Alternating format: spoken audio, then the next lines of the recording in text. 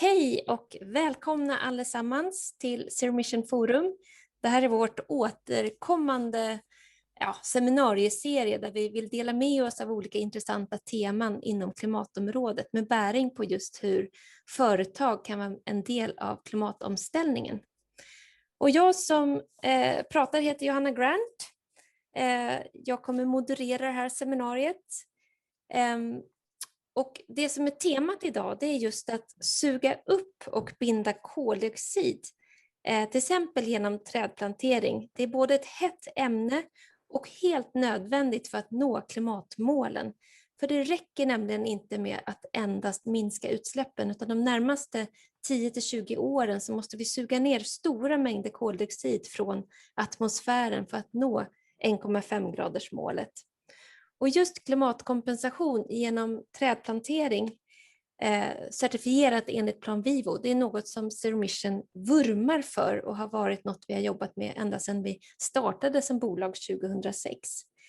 Så idag är fokus på hur Plan Vivo-certifierad klimatkompensation går till, där ni kommer att få höra olika röster från den här värdekedjan. Inte minst hur det går till på plats i Chiapas, och också utifrån ett kundperspektiv där vi ska till Åhus i Skåne. Och sen har ni oss också Seminarium i mitten av den här kedjan som återförsäljare. Det här seminariet spelas även in så ni kan dela det med era kollegor i efterhand. Och som ni såg ni kanske inte hann se det här på grund av att Zoom tog lite tid med oss. Men vi kommer att använda Menti lite längre fram. Så har ni era telefoner eller ett webbläsarfönster så kan ni gå in på menti.com. Då ska vi ta oss en titt på programmet här. Det är inte bara jag som är med utan vi har ett gediget gäng. Först och främst så har vi min kollega Maria King. Och Maria kommer att berätta mer övergripande om hur klimatkompensation fungerar. Vad finns det för olika sätt att klimatkompensera på och vad gör Plan Vivo-projekten speciella?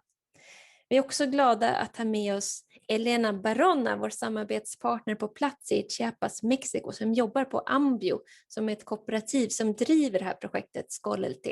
Det betyder trädet som växer på det lokala språket. Och sen så har vi ett case från våran kund The Absolute Company. Ni kanske alla känner igen Absolut Vodka. Tina Robertsson är med oss och som är hållbarhetschef på Absolute Company och som kommer berätta om hur man använder klimatkompensation som en del i sin övergripande klimatstrategi. Och så kommer vi ha ett samtal på slutet. Och har ni saker som ni vill ha reda på när det kommer till klimatkompensation, håll inte inne med era frågor utan ställ dem i QA och den bemannas av våran vd Claire Wigg. Men innan vi börjar programmet så skulle vi vilja ställa några frågor till er genom Menti. Och då har ni en kod som ni ska få här. Den första frågan är: vad är det första du tänker på kopplat till klimatkompensation? Och se, här kommer det svar. Jag kanske påverkade er här nu när jag började prata om träd inledningsvis. Bra eller dåligt? Det finns en pågående debatt som vi varit med pågått sedan starten. Uthållighet. Borneo. Det var spännande. Omöjligt. Ni får gärna skriva era frågor i QA som sagt. Greenwash. Svårt. Önskvärt. Flyg. Innovation. Plantering. Intressant att få lite kontakt med er och vad ni har för koppling till det här. Max hamburgare kom upp, de jobbar vi också med. Vi tar nästa fråga då. Vad hoppas du få med dig idag?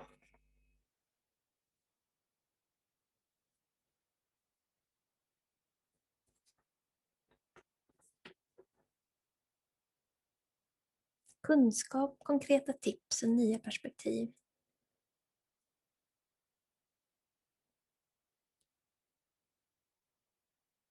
Hur kan vi göra på ett bra sätt?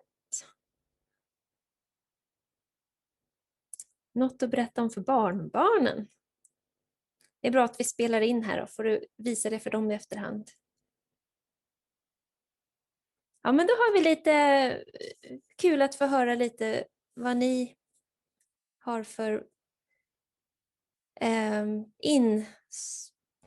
ingång till frågorna. Med det så sätter vi igång med programmet, och då vill jag välkomna dig, Maria. Det var ju några som var riktigt skeptiska här och undrade om det inte var greenwash och omöjligt. Så att jag ser fram emot att höra vad Men du precis. har att säga. Hoppas vi kan motbevisa det, eller hur? Det finns ju både bra och dåligt där ute, så det är lite Eller hur? lurigt. Ja. Så, nu hoppas jag att ni ser min skärm. Hej allesammans! Min roll idag är att ge er en kort överblick av klimatkompensation. Varför behövs det? Vad är det? Och hur kan man tänka kring kvalitet om man vill börja klimatkompensera? Jag heter Maria King och jobbar som klimatstrateg på Zero Mission. Först då, varför behövs klimatkompensation? Det korta svaret är att klimatförändringarna har börjat. Fler och fler personer drabbas av den.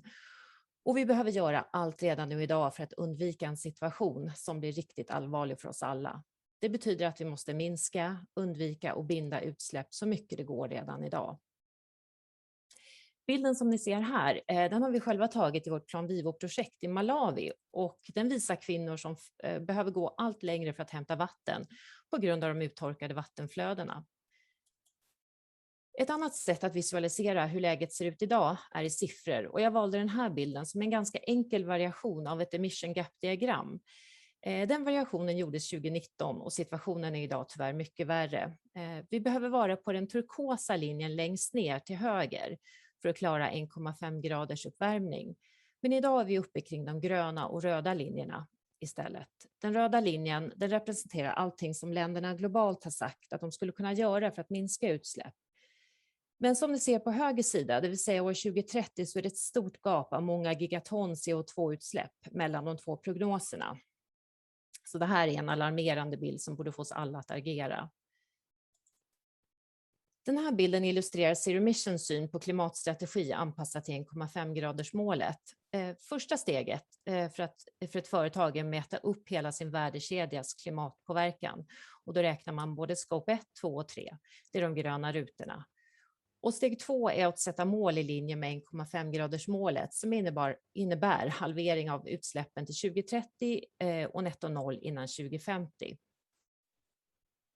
Och parallellt med detta så kan man klimatkompensera, och det är ju ett sätt att direkt ta ansvar för sina utsläpp som man inte kommer åt, och är något som görs utöver och som ett komplement till utsläppsminskningarna. Och väntar vi till 2050 med det här, att ta hand om våra utsläpp, då är det för sent. Så nästa fråga är, vad är då klimatkompensation? Klimatkompensation handlas i enheter i ton om koldioxidekvivalenter, och volymen av 1 ton CO2 ser ut så här. Om vi kunde se våra utsläpp i form av stora bollar i luften skulle vi säkert vara mer benägna att agera. Men klimatkompensation är ändå ett sätt att synliggöra utsläppen och man ger dem ju en prislapp också. En utmaning är att klimatkompensation är ett samlingsnamn för olika system. Och det känns som en djungel ibland, eller lite som en fruktdisk kanske, i en affär där många olika typer av frukter samlas. Här samsas de konventionellt odlade bananerna med krav och Fairtrade-märkta bananer. På samma sätt kan det skilja sig åt när det kommer till olika typer av projekt i klimatkompensationsvärlden som vi ska se. Men det finns en definition i en ISO-standard. ISO 14021 definierar klimatkompensation kortfattat som en mekanism för att kompensera ett klimatavtryck genom att förebygga, minska eller avlägsna motsvarande mängd växthusgasutsläpp, och detta ska ske utanför värdekedjan, vilket är viktigt. För en utsläppsminskning inom värdekedjan, till exempel om ett byggbolag planterar träd på sin egna mark för att sedan använda som virke i byggprocessen, då är det alltså inte klimatkompensation. Som sagt finns det olika typer av projekt där krediterna produceras på olika sätt, och det ska vi ta och titta lite närmare på. Klimatkompensationen sker i projekt, och vi tittar här på de projekttyperna som finns, som i princip kan delas in i 3 stycken grupper. Projekt som minskar, undviker eller avlägsnar utsläpp.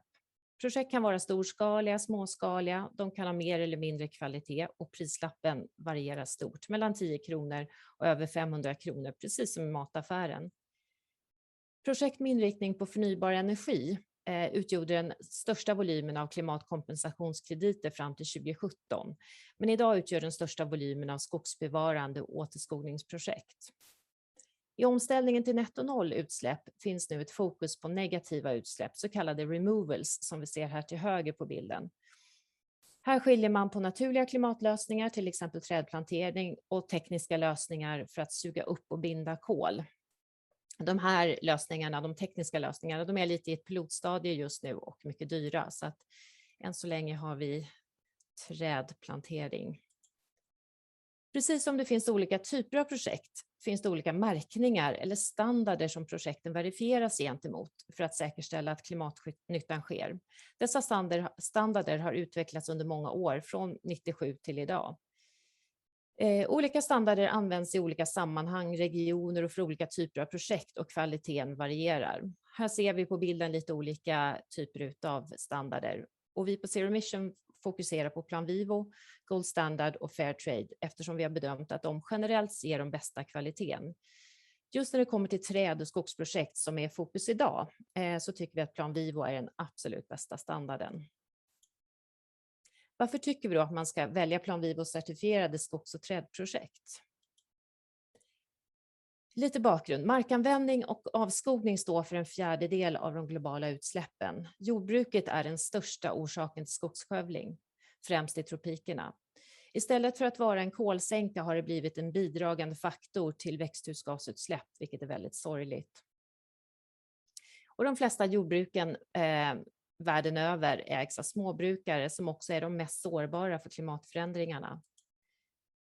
Plan Vivo är en standard som är uppbyggd på detta och sätter småbrukaren och uthålligt jordbruk i fokus. Idén till standarden föddes år 1994 i samband med ett forskningsprojekt i Mexiko. Namnet Plan Vivo betyder levande plan, som är den planteringsplan man upprättar. Och här på bilden kan ni se ett exempel på en sån här plan. Vad utmärker då Plan Vivo-standarden? Det är fokus på fattigdomsbekämpning genom betalt för ekosystemtjänster som träden bidrar till exempel att reglera klimatet och minska jorderosionen. Bottom-up, vilket betyder att projekt initieras av lokalbefolkningen. Och planteringen sker på småbrukarnas egen mark. Endast inhemska trädsorter planteras och 60% av den sålda krediten går till småbrukaren. Och också viktigt att det finns transparens i projektet. Så sammanfattningsvis vill jag säga att klimatkompensation behövs för att vi ska klara målen i Parisavtalet, och det finns stora fördelar med att komma igång redan idag. Tack Maria, och vi har fått spännande frågor här i QA som du täckte lite grann. Och jag tänker mig, i och med att vi var lite sena med starten, så får vi gå vidare till nästa programpunkt också. Men Mikael Rosén, vi uppskattar dina frågor och du fick ett svar där. Vilken sorts mark blir trädplanterad? Och det är alltså på småbrukares egen mark i agroforestry-system. Bra, det fortsätter. Vet du om det är samma träd som planteras eller olika? Det kommer vi få höra allt om här när vi ska ta oss till Chiapas. En spoiler är att det är lite olika sorters träd. Så då, tack Maria! Then I will switch to English and welcome Elena Barona from Ambio. And this is the cooperative that develops this Plan Vivo project. And we heard Maria here earlier, she said that Plan Vivo as a standard was initiated by a research project in Chiapas. And this was the Skolarte project, the first carbon offset project in the world. Exactly. So we're happy to have you here and take us behind the scenes. Okay, thank you very much for the invitation, Zero Emission, and to all the audience. Thank you for being here and for listening what we have to say about Skolarte. As Johanna has stated, now Skolarte one is the oldest carbon sequestration program in the entire world. We started in 1997. Let me put the presentation here. Hold on. Well, we started in 1997 as Johanna has stated, and Maria, as a research program that happened with the University of Edinburgh and the University of Ecosur in Chiapas. And they decided to develop this scheme of payment for ecosystem services with a community in the Lacandona jungle that is one of the most important places and biodiversity sites here in Chiapas and for Mexico too. And that's how Escoletea started. Even started before Plan Vivo or before thinking about Ambio. Ambio came a year after as a necessity for Escoletea to have an entity to administrate all the activities that Escoletea was doing. And we started with one special buyer that was a Formula One foundation. And they started purchasing our certificates as a way to contribute to their compensation.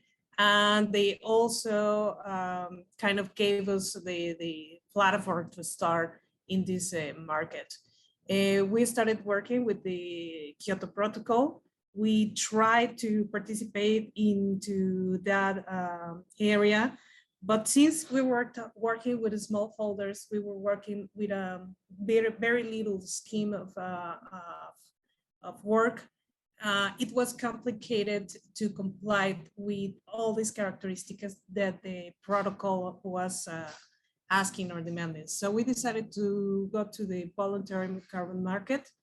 Plan Vivo joined this work that the University of Edinburgh was developing with us. So they decided to standardize all the experiences that we were having in the field. And that's how the Plan Vivo standard started to work from this experience that we already had previously in the field, working with these smallholders and working with this voluntary market and how these were aligning to each part. In this case, Ambio right now is working as a cooperative, and we try to promote sustainable rural development. We were only in rural areas. We were with vulnerable, with vulnerable groups. And what we try to do is to have a landscape approach with them. They usually have these practices that are not sustainable. So the tree planting with Escoletea is a very important strategy for us to work with them to design a better approach for the productive systems and to have more resilience to climate change effects that we are already suffering here in Chiapas and in Mexico. Well, this is Chiapas, or this is where it is located. It's really at the south of Mexico. As you can see, it's a border with Guatemala and with all Central America. So we have a lot of factors that are complicated thing to work with in Mexico and especially in Chiapas. Right now we have a crisis with migration. We ever have it with Central American migration, but right now it's really getting complicated because sometimes governments do not do all the activities they need to do to try to solve these problematics. So in this case, Chiapas is one of the largest organic coffee producers in Mexico. We export usually to Europe organic coffee, and we export the seeds. We are not exporting the final product. And many of these smallholders are the providers of this organic coffee. They really work in a small scale. Usually the intermediaries work to export these seeds of coffee. They are very high quality. Another characteristic of Chiapas is one of the poorest states in the entire Mexico. 75% of the population live under poverty. 26 of 100 people in Chiapas speak indigenous language. We have identified in Chiapas around different, 11 different indigenous languages. They are getting lost because many of them are not written, they are spoken. So the new generations are speaking Spanish, and older generations are the ones who speak these indigenous languages. The most important languages indigenous here in Chiapas are Celtal and Tzotzil. Actually, Escolelte is a word in Celtal that means the tree that grows. In the other parts of Chiapas, for example, 80% of the population in rural areas depend on agriculture in a small scale, like local farming and livestock in a small scale. And Chiapas has also a very important characteristic that is one of the richest states in Mexico for terrestrial and coastal ecosystems. We have jungles, we have forests, we have a different type of ecosystems here in Chiapas, and many of them are in danger through fires, deforestation, and soil degradation through these agricultural practices that are not sustainable. So this is kind of the context of the place that we work with. So why to work with agroforestry systems? These agroforestry systems are part of the knowledge, or the traditional knowledge of indigenous people, of rural areas, but they are losing these practices because they are starting to use chemicals and other ways to try to improve their production or the systems. And at the same time, they are losing the soil, they are degrading the ecosystem. So that's why this is a very important thing, or a very important approach for Escoleté and for us to improve these systems that they are already using by combining the tree planting and diversifying the plots that they have. So in this case, for example, we can have one of the most important systems that we have is improved shade grown coffee that combines this organic production of coffee, but also gives the shade of the trees for the first years of the plantation. So this combination really increases the coffee production that they have. They even have some other products in the plot. And in some cases, for example, like one of the communities that we have, they decided to keep the trees to have tourist activities. So these approaches help to switch to other economical sources that may help them to have better benefits and to have the natural resources, not to lose the natural resources that they already have. The improved management fallow is one of these systems that we have too. And it combines the use of the firewood. Usually here in Chiapas particularly, many communities work with firewood for energy in their houses, because they don't have an electric system, because they don't have services or social services. No, so they don't have, well, many of the things that we have in the cities. So that's why the improved fallow is a very good system for them to not deforestate and to have the firewood and the wood they need for their energy in their houses. In this case, the town use system is also combined with the milpa. The milpa is a traditional approach that is very particular for Mexico, that combines the corn, the beans, the cabbages, and some types of chilies, all in one plot. So these are very well combined with the trees. This is a traditional knowledge that they have, the milpa. I'm going too slow, Johanna.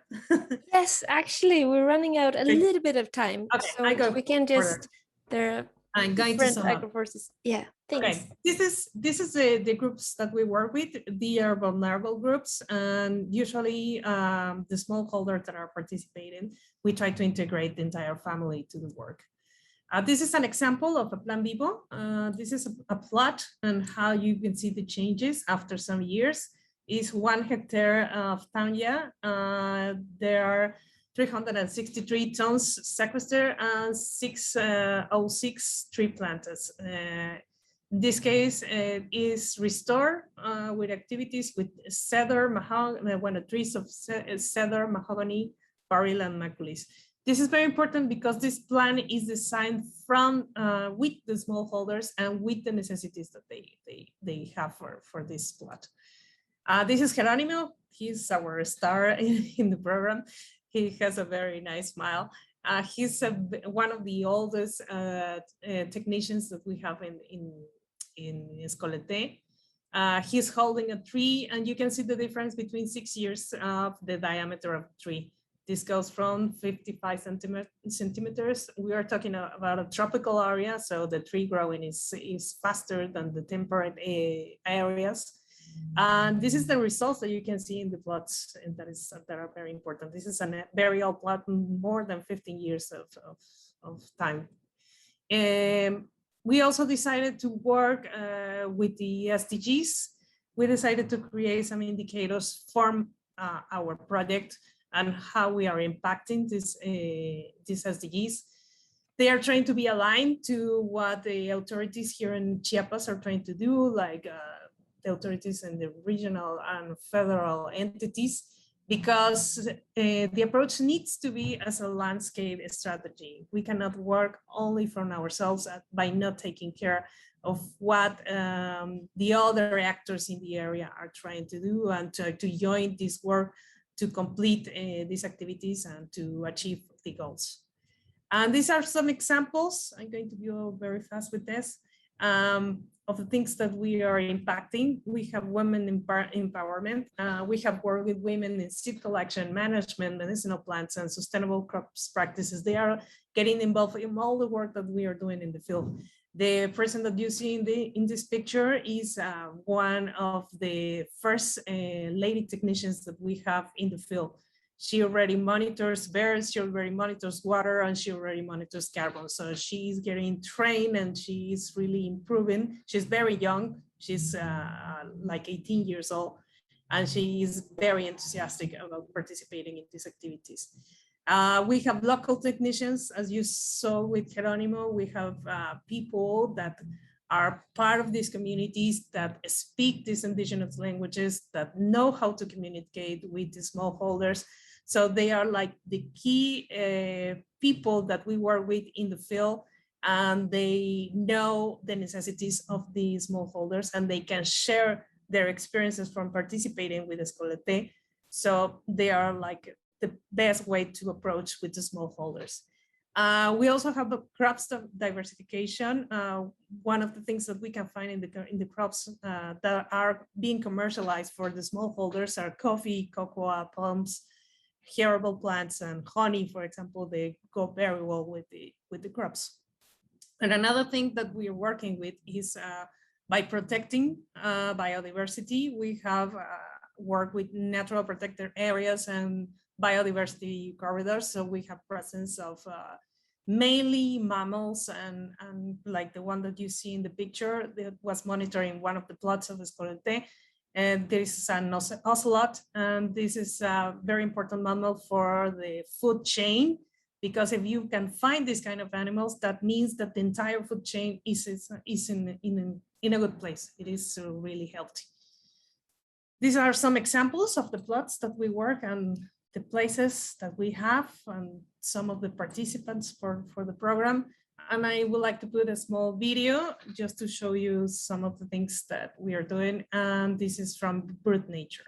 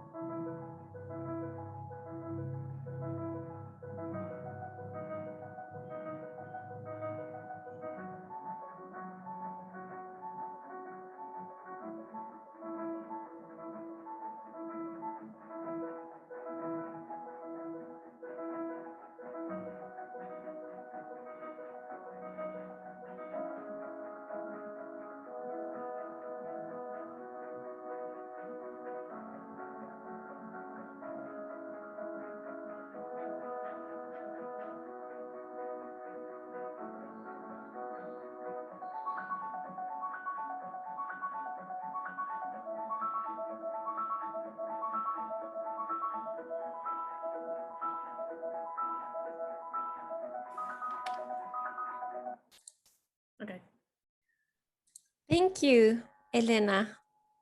It's good to get that vision of before and after, and I love the picture of, I can never say his name, Geronimo. I can never say it. But if that would be in Sweden, it would take so many years to see that tree grow bigger. We have many questions connected to your presentation, but we will take that in the questionnaire afterwards. One will be, what about the permanence? So you can think about that until we'll see you again. Så Tina, nu pratar vi svenska igen här. Välkommen! Ska vi se. Så, där är du. Bilden också. Hej. Ja, vad får du för reflektioner när du ser det här osynliga som vi jobbar med?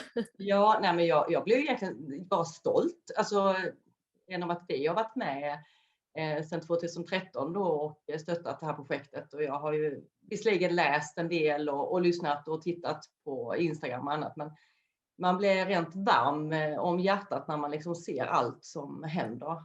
Det är jätteroligt, jättekul. Hur använder ni klimatkompensation då, er klimatstrategi på The Absolute Company? Alltså jag ser ju klimatkompensation som en viktig del av den. Och det var Maria nämnde ju det också innan, att det finns liksom ingen möjlighet, hur aktiv du än är, hur duktig du än är och hur mycket vi kan minska i energiförbrukning och byta till fossila bränslen, så finns det alltid en del kvar som du inte klarar av att påverka. Det är den bistra sanningen. Men därför är jag så tacksam att det finns den här typen av projekt som gör att du kan på något vis ändå nå ännu längre. Så nej, jag tycker det är en del av vår klimatstrategi. Och är det någonting som ni kommunicerar också? Alltså vi har börjat göra det mer och mer. Där stod ett ord innan som heter greenwash. Och jag lärde mig för några år sedan att det finns motsatsen till det som kallas greenhush. Och det är väl där absolut har stått lite väl mycket. Alltså vi har inte berättat tillräckligt om vårt arbete. Men vi har tänkt ändra på det mer och mer. Och i den kommunikationen kring vad vi gör och vad vi jobbar med, så är det naturligt för oss att berätta om att vi klimatkompenserar också. Även om det inte är några stora mängder som det är idag. Så att det är viktigt helt enkelt. Ja, jag måste ju berätta här hur nervös jag var. För att Vin och Sprit hade ju Absolut. Och ni var våran första kund i princip 2006. Men sen så vart ni uppköpta av Pernod Ricard. Och sen så vart det ett gap där att ni slutade klimatkompensera. Och då skulle jag ringa sånt här cold call som jag inte alls är van eller tycker om att göra. Och då kom jag rakt in i ett sittande möte där det skulle tas beslut om klimatkompensation. Så jag fick komma in på högtalartelefon och med lite där berätta om Plan Vivo och så. Och det ville jag gärna liksom ta åt mig. Var det därför ni började klimatkompensera med Plan Vivo? Men det kanske inte var fallet. Men vad fick er att välja just den här typen? Var det något särskilt? Det finns ju många olika sätt att klimatkompensera på. Ja, alltså för vår del är det så otroligt viktigt att det är trovärdigt, långsiktigt och att man verkligen kan följa vad som händer. Det får liksom aldrig uppfattas som att man köper sig fri, utan att det är en del av ens arbete. Och jag fastnade, jag var en av de här som satt i det där mötet. Det var det? Ja, men jag tyckte verkligen att just att det har en bredd med både det sociala, att det handlar inte bara om klimat. Det handlar liksom inte bara om att slänga upp en massa träd, utan det handlar om en helhet med människa och planet. Och det tycker jag är så otroligt viktigt. Det är spännande med att ni också har bönder som odlar vete, och här är det också bönder som har en markanvändning. Ja. Jag tänkte jag släpper in Elena Barona. Welcome back to the conversation here, and we can have both of you. And I wonder, Tina, you said for you it's more green hush than green wash because you don't communicate so much, but what are the most common questions that you receive regarding carbon offset? I think it's more actually about the perception, about is it actually doing any good, and how are you thinking? Are you buying yourself off? I think that's the most common way of talking about it. But do you feel that you're buying yourself free? No, we're not. No, but I think it's really important also to be transparent, both to yourself, that we are doing our best, but also to others, that you can show what you have done and what you are doing. And this is just a part of it all. Yeah, so it's not either or. No. But Elena, the most common question, and we have a couple of those questions here in the questionnaire, is about the permanence, seeing as it is a renewable tree. Renewable product. They can die, maybe they don't grow. How do you ensure that this permanence is there? Well, we have to see the block like in 2 stages. Like the first stage is the one where you do the tree planting, that you do these follow-up activities. So these trees start to grow, and you have to invest a lot of money, you have to invest a lot of work in this process. So that's why we, as projects that we do tree planting, we ask the clients that they jump in and they help us to do this work.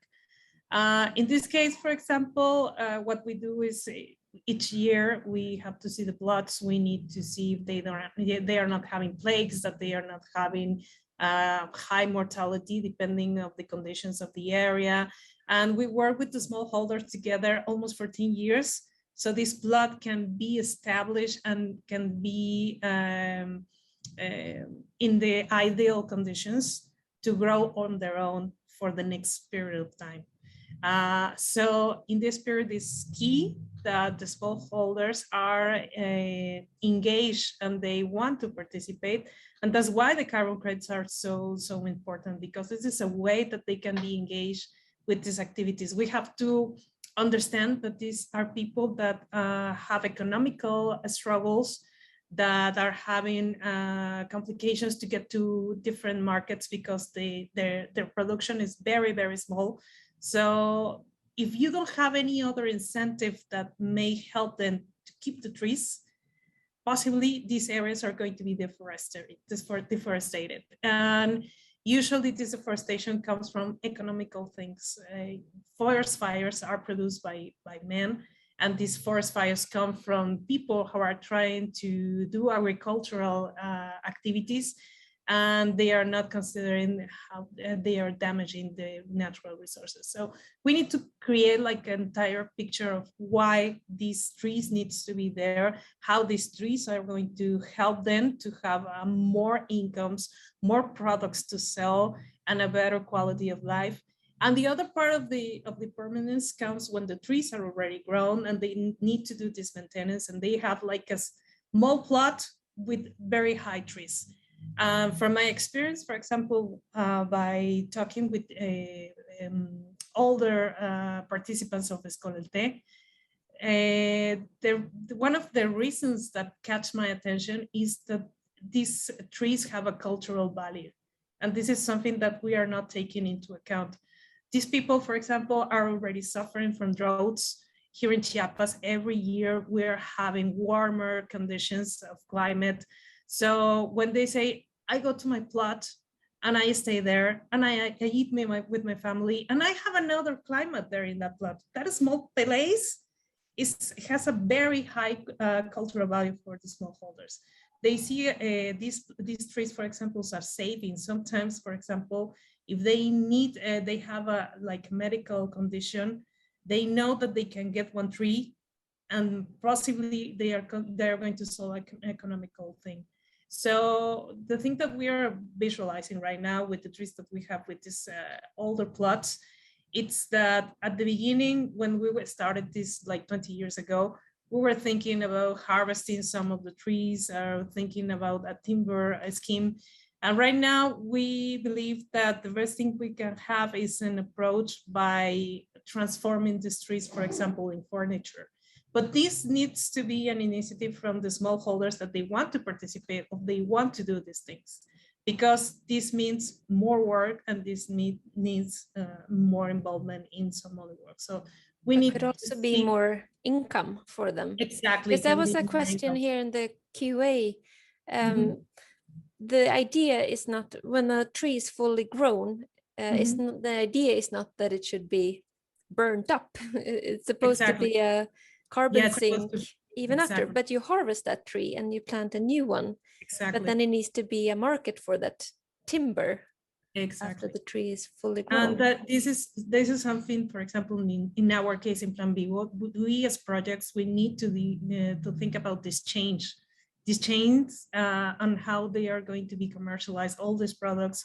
And if they are going to have a market, that's another key thing. I mean, you can imagine many things on how to do things, but if you don't have a market, then you won't be able to do anything.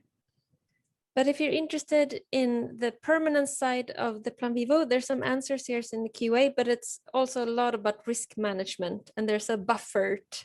Not all credits are sold and things like that. That's another part. Yes. Yeah. We have to actually wrap it up a little bit here, but for those, it went so fast, we would need another 30 minutes here. But what would you like to pass on to the people that are listening today? We can start with you, Tina. I say each action counts, and don't be too hard on yourself. Everything is good, you know. Yeah. If you take the bike instead of the car, and if you make some offsetting, it makes a difference. Thanks. And Elena, what's your? Well, we need to protect the forests, and we need to keep them, and we need them to grow. So we need to keep in mind that we are in a climate rush, so we need to invest in forests. Thank you. Well, I guess that was it for the discussion so far. I have so many questions left here. And I will switch to Swedish now. För er som har lyssnat, jag förstår att det finns mycket kvar att man kan tömma ut på det här ämnet, men ni får gärna, vi skulle kunna öppna upp chatten också om det är någonting där ni gärna får skriva om det är någonting som ni tar med er eller frågor som kvarstår också, kan ni skriva i chatten. Vi ska se här. Nu får ni möjlighet att skriva till alla. Men jag hoppas ni har fått en liten inblick i världens första klimatkompensationsprojekt och världens första Plan Vivo-projekt. För Seminariums del så kommer vi fortsätta hösten med seminarier.